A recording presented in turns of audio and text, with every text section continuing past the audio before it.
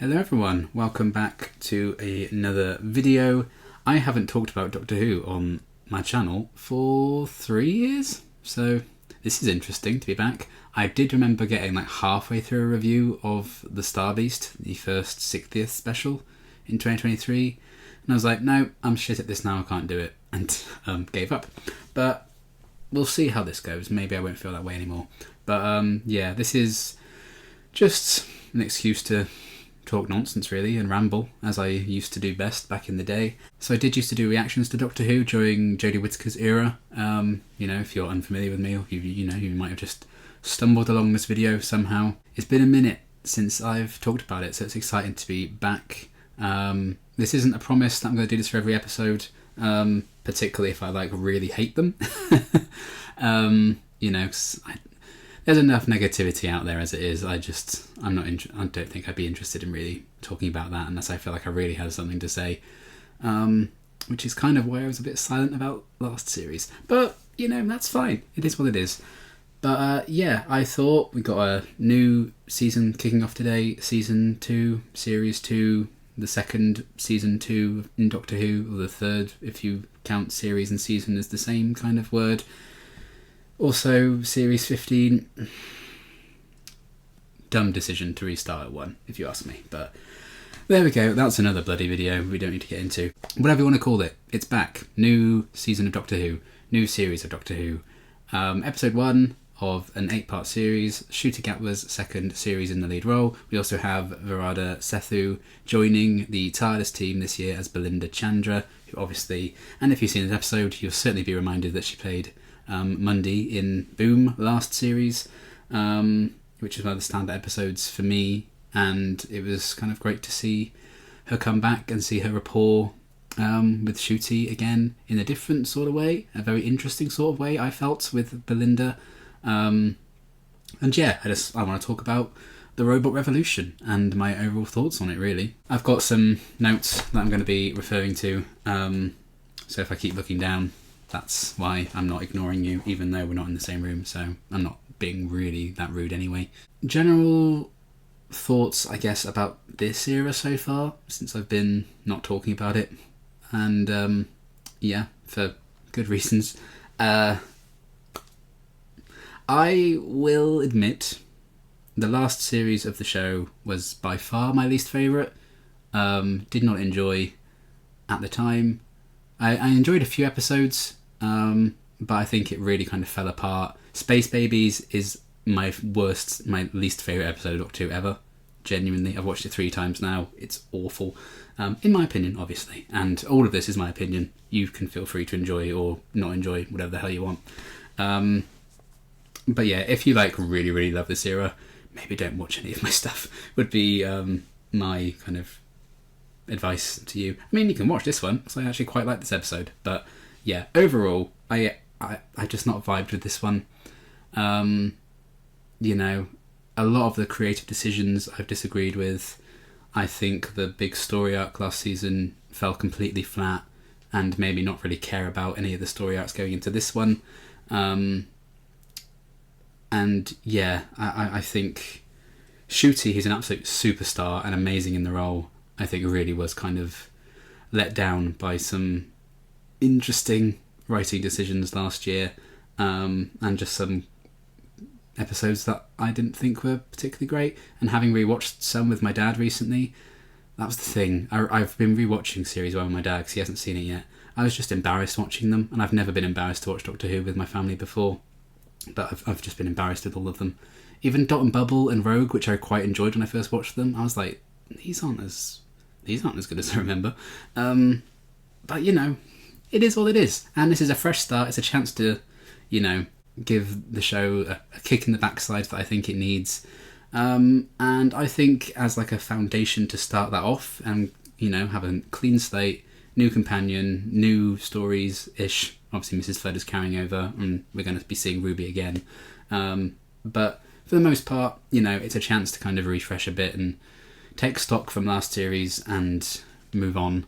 And I think this episode was a really, really solid start and a great introduction to Belinda. And yeah, just about 1,000,000 times better than Space Babies, and I know that's not difficult to do. I know I shouldn't praise an episode for being better than Space Babies, like it's hard, but, that's a step in the right direction, and I think that is a thing to celebrate. In general, with the exception of last series, I guess, I tend to go a bit easier on episode 1s of a series. I guess, with Space Babies, it's because it didn't have to introduce the companion and stuff again, because we did that in Church of Ruby Road. We already had the companion introduction, so they could just dive right in with episode 1. So I feel like it probably should have just been better and didn't need to be as basic as it was. But episode 1s in general I think are really hard to do. It's hard to just revisit a brand new show, a brand new series of any show really. I think Russell's been pretty successful with those for the most part, with the exception of New Earth. I think, he's had some pretty solid openers. It's never blown my socks off, but I think this is definitely one of the stronger ones, I would argue, just because I feel like it starts off as your bare bones basic kind of episode 1 introducing a new companion sort of story, and I think it does need to be that for the most part, because the focus should be on the companion. I think it very much was, and I think Belinda's made an excellent first impression. I think Verada was really great in this episode, but I also think it also allowed Ncuti a lot to do, which was great. And they bounce off each other really well. I'm really intrigued by that relationship and the fact that she, Belinda really challenges the Doctor, particularly at the end of the episode, and she just wants to get home, which I think is a really nice kind of dynamic, a kind of Tegan and Five-esque dynamic at the start, when she just wanted to get home. But I'm sure they'll come around and be friends by the end. But I think it needs to be a more simple, basic plot for the most part. You can't get much more basic than robots, so I think that was a solid choice to go down. Because, even if you went the Cyberman route, which are sort of robot-esque, there's so much history with them, and that'd be more exposition you'd have to get across to Belinda to explain who they were, or people who started watching, with this era, you'd have to explain that. And, I think it's good to just maybe have something new, or at least the general concept of a robot, which everyone understands, I think was a very solid choice. But then near the end, there's that big twist in the final third of the episode, which I'm kind of mixed on. I'd rather they try something different and change it up in the way they did than just have it be a basic episode that I'm going to forget in a year's time, which I think it otherwise would have been. But we'll get there when we get there. I think this is the most a Russell T Davies episode has felt like an old school Russell episode, if that makes sense. Very camp, but it can be quite grounded.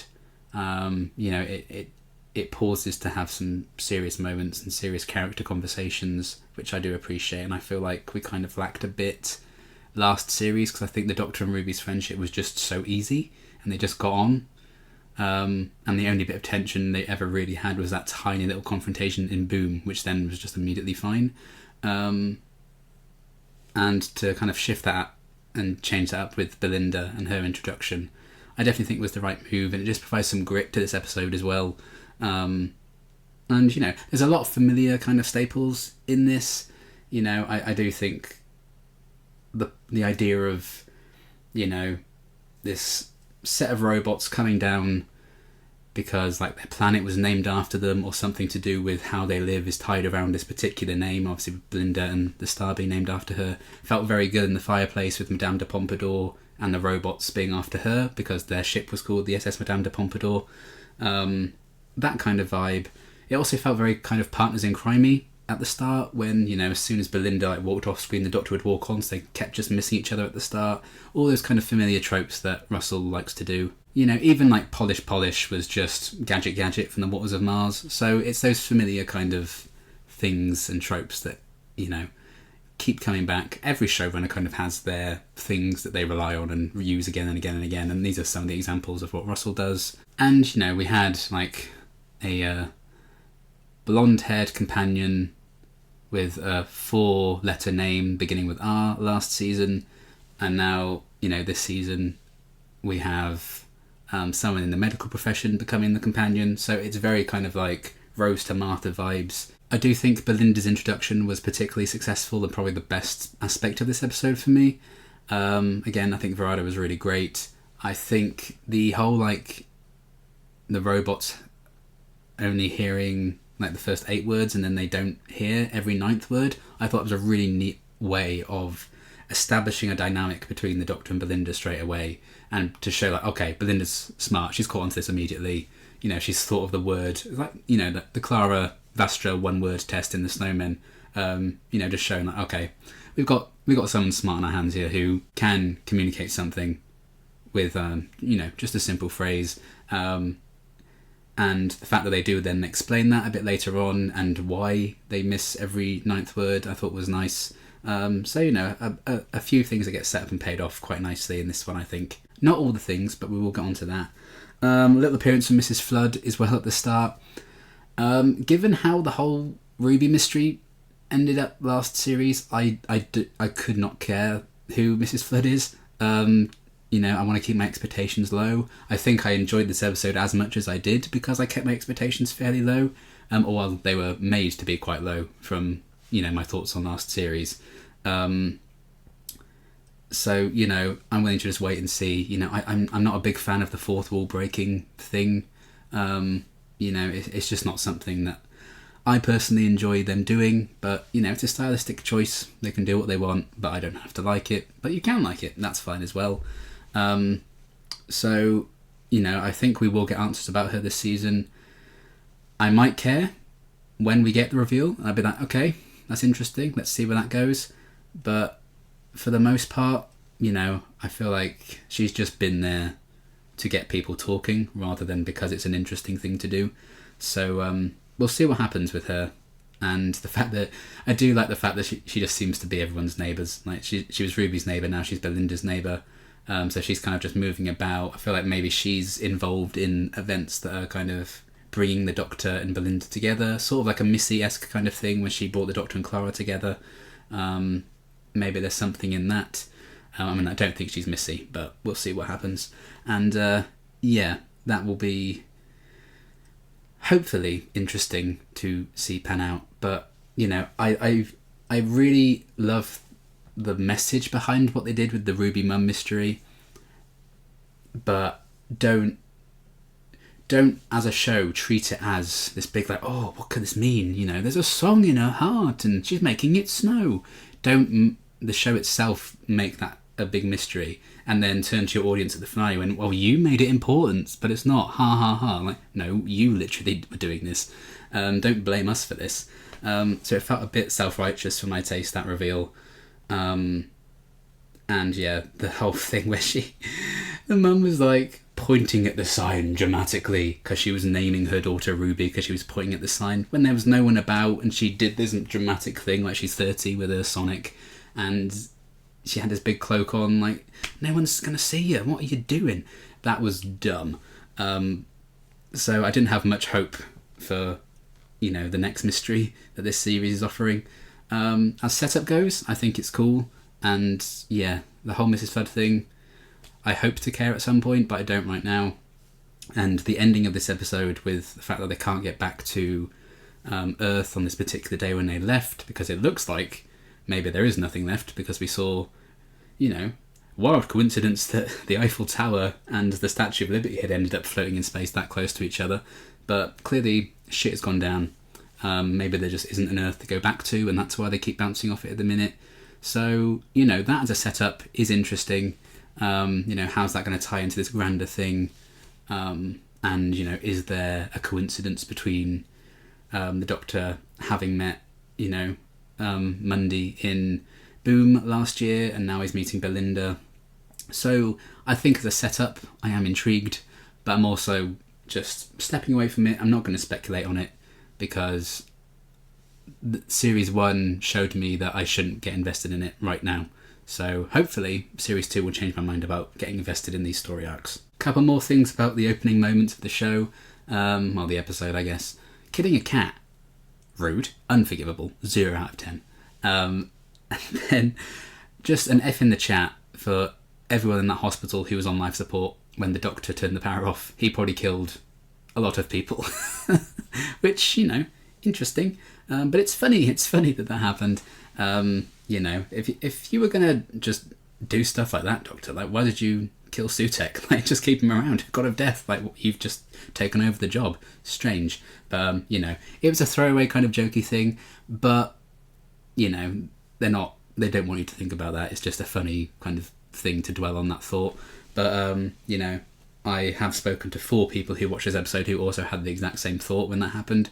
So, I think that's just a funny, like, Doctor Who fan, like, switched on thing to be like, hang on. Because, we love nitpicking in that way. So why not have some fun with it? And, it's interesting to make light of these kind of things, I guess. And I do think the episode itself does do that at the end with what happens to Alan. I thought the, like, actual planet, the Belinda Chandra world that they went to, I thought that looked really cool. The VFX and everything on it I thought looked great. The robot designs, I don't know. They reminded me a lot of like the Smile robots from Peter Capaldi's last series. They had that kind of deal going on. They're just bigger and redder. I mean, it's kind of like if those robots in Smile and the robots in Dinosaurs on a Spaceship had a baby, it would be the robots in this one, I think. For me, they aesthetically kind of look like children's toys, and they're like the rocket they were in, like this big like yellow and red rocket or whatever it was. I think it was mostly yellow, and that looked like kind of like a toy rocket as well. So I think that was the aesthetic. I don't know if I liked it. I thought the voices could have been a bit more interesting, personally. At the end of the day, robots got a robot, and they just needed them to robot in that way, and I think it does work. I think it was a great way of kind of showing that they're not from this world, because they looked that drastically different. So they are coming in because they seem to have like a peace with the people that lived there, the humans that lived there, or Belinda Chandrians. I can't remember the specific name they had for the inhabitants of that planet. I don't think they were actually humans, where they were called something else. But the robots had this peace with them, and then the revolution started and it all went wrong. So I don't think they're actually also just from that planet and were made on that planet or anything. I think they maybe just came from elsewhere and then invaded. There's a few things that I'm a bit unsure of, but there are some things that I'm definitely meant to be unsure of right now. Like, who do they drop off this star certificate to? Who sent the Doctor after Belinda in the first place? And these are just, I guess, things that are going to be paid off later on in the series. Fingers crossed, anyway. So, right now it's hard to know things that I'm kind of a bit unsure of, like the whole, time fracture-y thing. I think they tried to explain it, but I didn't necessarily understand it. But I got through it through the vibes of the episode alone. I feel like I understood it enough, but I don't know if I truly got what was going on with all of that. But I right now it's hard to say like I'm supposed to get everything, because it's episode 1 of an 8-part series. So we're going to get more answers and more clarity on certain things. Other things I probably just didn't understand because I'm thick. I think the whole thing with Sasha and her, relationship with the Doctor, this felt like a not quite as successful version of what they did with the Doctor and Anita in the Christmas special, Joy to the World. I felt like we needed a sequence like that of getting to know their friendship and spending time with that friendship a bit. To feel anything when she died. The second she was like, oh, get her out of here and then you'll show me the stars. Like, you are dead. You are dead. I don't care about you. You're going to die. And, they did the whole slow motion thing and he's there crying. I'm like, I don't know who this is. But, with the whole Anita thing, in the Christmas special, they dedicated like a good 10 minutes to establishing that, so you actually felt something. Granted, that was an hour, this is a 45-minute episode, so there probably just isn't time for that, but they did briefly like flash back when the Doctor was explaining like, oh, I've actually been here 6 months. They flashed back and I was like, oh good, we're going to get a bit of his relationship with her then. But again, we were just told that she was lovely, we were just told that they were friends and that she looked after him for those 6 months. We didn't see it. And Chris Chibnall got a lot of flack for doing that, just saying. But I do wish maybe something more could have been made of that. But sadly that didn't happen. But it is one of those things. So personally, I didn't necessarily feel much. I think we all kind of knew where that was going. We knew she was screwed. And yeah, as like a moment to show Belinda has empathy and stuff, and she's like, oh, I'm sorry, she seemed really nice, I guess it's establishing that. But also we already saw her and how lovely she was, like, as a nurse to all these other patients, and she's a nurse. We know she has empathy for people. We know she looks after people and cares about people. I don't think we needed to do that whole thing just to showcase that aspect of her character. So, one of those things that just didn't quite work for me, but I'm sure worked for others. The effect, though, of them being killed was great. I really liked how they kind of just, like, paused in time a bit and then, like, dissolved into nothingness. That was great. And that's a weird thing to praise. I would have loved it when all those people died. Hooray for them. Hooray for death.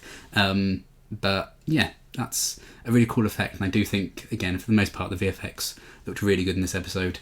Some people were saying the TARDIS materialising at the start of the episode looked a bit dodgy. I didn't necessarily notice that, but sure.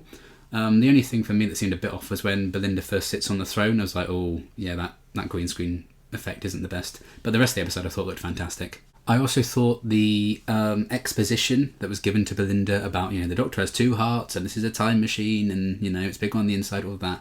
I feel like that was done so much better than it was in Space Babies, where they literally just, like, pause the episode and the Doctor just looks into the camera and says, these are the rules of Doctor Who that you need to obey.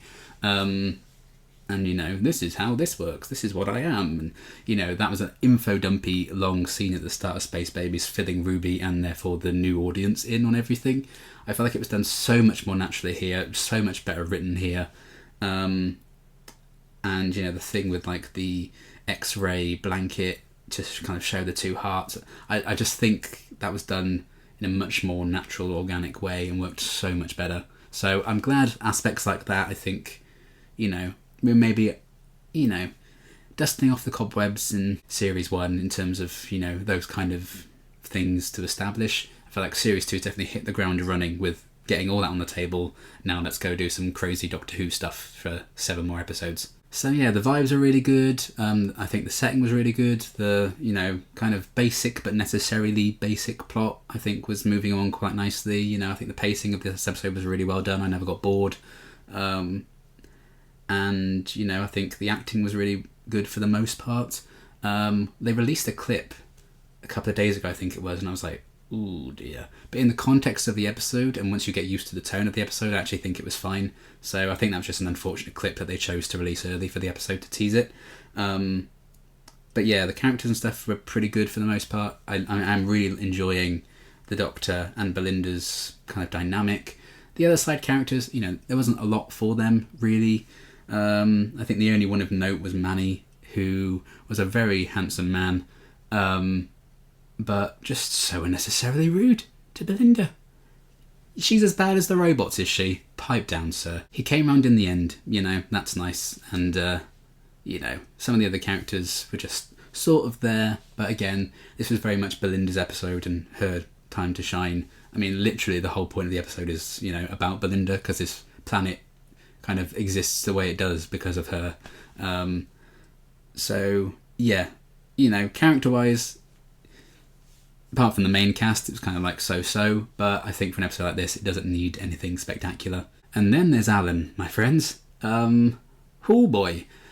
I figured Alan was going to come back into it at some point. I didn't know how. Just because of that opening scene, they made such a big deal of him, and he almost felt like the main character in that first scene, so it was like, we're clearly going to see more of this guy. I didn't know how. Certainly didn't expect how. It felt very Superman 3 when one of the villains gets like merged with the computer and she gets like metal flung on her and she becomes like this android cyborgy thing. Obviously it looked a lot better than Superman 3 did. So yeah, I thought the design of him as the owl generator was really well done, and I thought that looked really good. And I thought the actor did a good job of kind of portraying that sort of incel, dickhead, coercive, controlling dickhead. I watched, funnily enough, weird coincidence, I watched Don't Worry Darling for the first time this week. And spoilers for Don't Worry Darling. The plot twist in Don't Worry Darling that explains what's going on is basically this twist. And I was like, I cannot believe that that I'm watching the same exact twist happen in the same week, in a completely different kind of project that was, in a different year that when it was released. Very, very funny. So yeah, certainly wasn't expecting that. I know some of the advanced reviews for this episode were talking about like a twist nearer the end that, some reviewers I think praised it, some said it didn't work and kind of ruined the episode. I quite liked it. Maybe could have been executed a bit better in terms of the actual reveal or like building up to the reveal, because the reveal, like, it didn't say AI, it said Al. That was very cheap, because there's no setup for that, or there's no way we could have foreseen that. And I guess you don't necessarily have to set up a plot twist in that way, but when the thing kind of falls down and reveals like it was actually covering up the bottom of an L to say AI, that felt a bit like, oh, come on. Like, the robots have been calling it the AI generator. Like, surely they would know. They are like, aren't they like connected with this thing? Like, this is what they're kind of all about. This is what they're worshipping, really. This is what they want to merge with Belinda. So surely they would know it's not called the AI generator. So why are they saying that? It's just to purposely trick the audience so they can go, haha, it's a twist, aren't I clever? And, I feel like that could have been executed a bit better.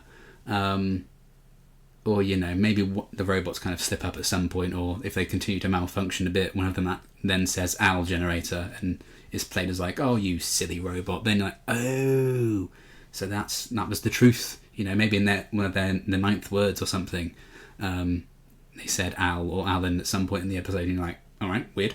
And then you get that reveal, and it's like, that makes a lot more sense. That's why they said that back there. We didn't get any of that. It's just kind of a blindsided twist, just so we can go, haha, we're clever. So that felt a bit cheap, but the commentary that they were kind of saying with it, I thought was, as irrelevant, sadly, today as it ever will be or has been. The fact that he was, very coercive, controlling boyfriend, and now he's kind of like the ultimate incel dickhead.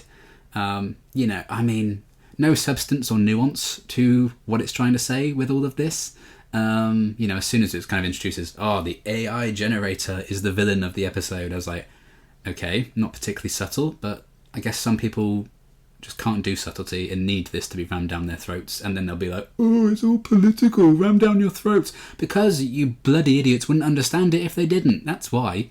So, I can see why they had to do it in the way they did, even if it is kind of a paper-thin theming. And I do think it kind of shoots itself in the foot a bit. I really did like the reveal of, like, when he was saying every ninth word, he was like, help me, save me, I'm in pain. You're like, oh man, are we supposed to feel sad for the incel now? So that was kind of mixed messaging. But then you're kind of like, this guy's in pain and suffering, and we need the Doctor and Belinda to save him and get him out of this. And then they kill him as like a little joke at the end. It's like, oh, he's shrunk down and he's like tiny and insignificant. I liked that as like an ending, like, at the end of the day, people like that are just so small and so insignificant. That was great. Then they had to ruin it by having the, robot that's going to be, probably going to be a toy at some point, and that's why it's in this episode, to come down and like clean him up. You're like, oh, bye, Alan. It felt like, do you want us to feel sorry for him or don't you? I think it's meant to just be played for a laugh, but when that's like goes against what you were almost trying to say about his character a bit earlier, and you're trying to be a bit morally grey about that maybe, it just, for me, that didn't quite work as an end to that. If it had just been left and like, we can't find him because he's just nothing to us, and he never was, that's fine. But then to be like, oh, isn't that funny that he got scooped up and killed by that little cutie robot thing? That didn't quite work for me and land as well as it could have done. But I did like the twist with Al and Alan. I thought the actor did a good job of just being really unlikable. And I thought the design of him was really cool. And like I said before, I would rather they try and do a twist like that in an episode like this that would otherwise would have been very basic and maybe not quite get it right, versus just doing like, this is your basic run-of-the-mill companion introductory episode that you're never going to watch again, and if you did rewatch it, it'd probably be a bit boring because, you know, you've seen everything it has to offer. Whereas now, I think this kind of stands out a bit more and actually tried to do something and say something, which I did appreciate, because episodes like this tend to not really have as much to say. So that was great, and I do think that was a bit more... there's a bit more coherence, I think, to the writing in this one than I think we'd seen from Russell last series, because that finale was an absolute fucking mess. And, you know, I've said my piece about the babies in space. So, yeah, it was nice to have a bit of coherence again in Doctor Who with that episode. And, you know, if they can kind of carry that through, I think it's going to be a good time and a good series, fingers crossed. But this was a very good start. I went in very wary, very low expectations, so I'm glad that they did at least kind of exceed those. And, you know, it was a fun setting, it was a fun introduction to Belinda and a sort of mystery, overarching kind of thing with why can't they get back to Earth very easily, what is stopping them, what's holding them back, what is going on with Earth, and all these bits of it floating around at the end.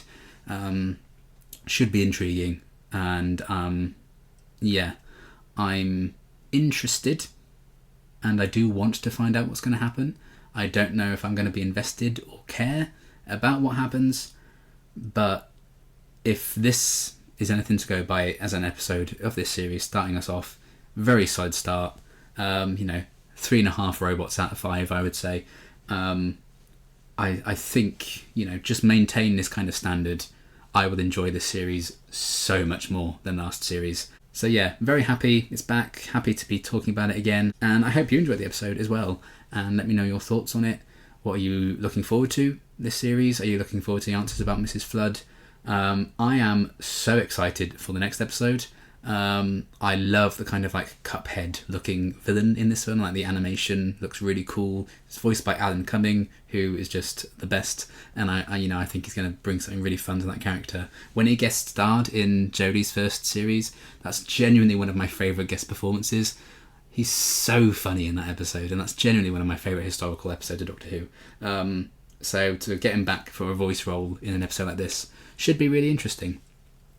So yeah, I'm excited for that. We'll see what the rest of the series has to offer.